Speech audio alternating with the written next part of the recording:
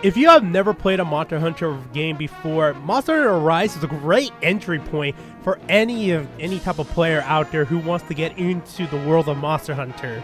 With its brand new mechanics and also new variants of portability with the Nintendo Switch, now it's a better time than ever to really get into Monster Hunter. What is up, my Wolf enthusiasts? Welcome back to another video. Today, I am your host, Sir Loaf-Bread, and today we're going to be going into Monster Hunter Rise, my first 20 hours impression. Let's get this started. If you have ever played a Monster Hunter game before, when you first boot this game up, you can tell that this is going to be a lot different. It's kind of similar to Monster Hunter 3rd Portable, if you know what that game is, but a lot of the returning monsters from that game are in this game for the whole theme of being like kind of like more Eastern Asian type of feel to it. The main hub that you're in, Kamura, is absolutely wonderful, spilling with life, and the worlds, the lands that you've actually visited is absolutely amazing. This game is goddamn beautiful on the Nintendo Switch. Yes, this is a handheld portable version, and it is going to be the first in this generation for the Nintendo Switch to have its very own Monster Hunter game. Now, there was Monster Hunter Generation Ultimate, but remember, that game was an upscale 3DS game, so that's a lot different from an actual game that was built from the ground up with the RE engine, bringing it up to the game standard to what Monster Hunter World is kind of like, but improves onto World's foundation, let alone adding brand new sorts of things and equipments to have fun with. Most notably, the actual wire bug. The wire bug is one of the best things that this game has ever done. Now, I'm not the craziest Monster Hunter fan. Like, I got into Monster Hunter thanks to Monster Hunter World. And because of Monster Hunter World, I actually was able to get into that game very heavily. Like, I got over 100 hours into that game, and I love it to death. And now going into Monster Hunter Rise, that game, it's in its own league of itself.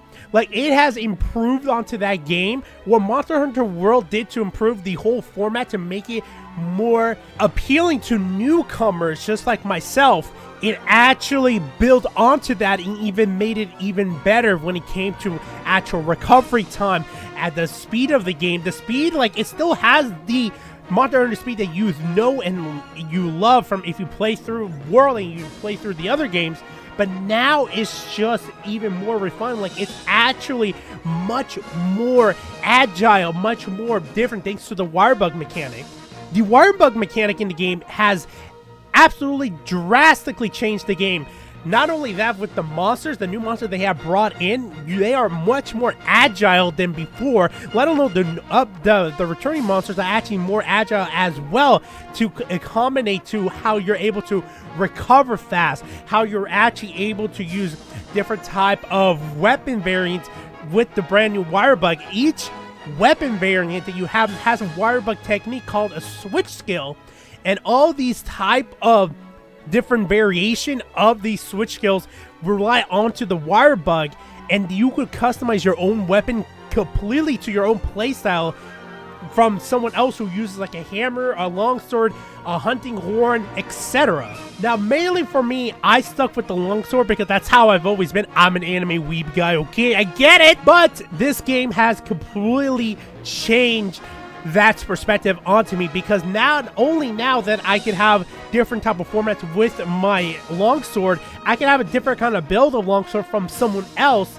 because of these switch skills, and there are many variety. Now, I haven't gotten all of them, and I actually am still a hunting horn main as well, and I haven't tried that out, but I can't wait to try out what the hunting horn has in store and many of the other weapons, because it makes me really want to know how the different playstyles can be and how I can actually like want to play. And I'm actually thinking about going to dual blades now, because apparently, from what I've seen, it could actually like hold monsters, and that's really good. That's gonna be very useful for certain situations, for different hunts. If you need help with keeping a monster down like Magma Malo. Speaking of the flagship monster, that monster is absolutely crazy. I love the fight with it.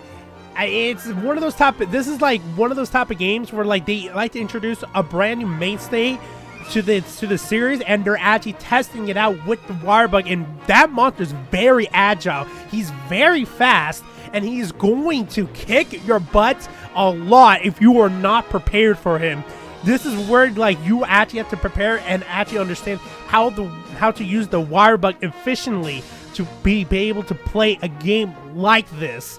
Monster Hunter Rise even treads new ground when coming to mobility in the game with the help of your brand new Palamutes. The Palamute is one of the best things I actually loved about this whole new Monster Hunter like impact that it has done, where the game actually like improved onto itself when it comes to its speed. Not only that you have a Palamute, that Palamute can like run around these large areas that the game has provided. If it's the same thing where they had in Monster Hunter World, but it was just more of a directory where it was like one like you really didn't control it. This time you have full control of your Palamute, and you can tell where to go and how to do things, how to jump, where to climb. It does all sorts of things, and it's absolutely fun. Not only that, like you actually can like not only sharpen your weapon, you can actually like drink potions while riding it.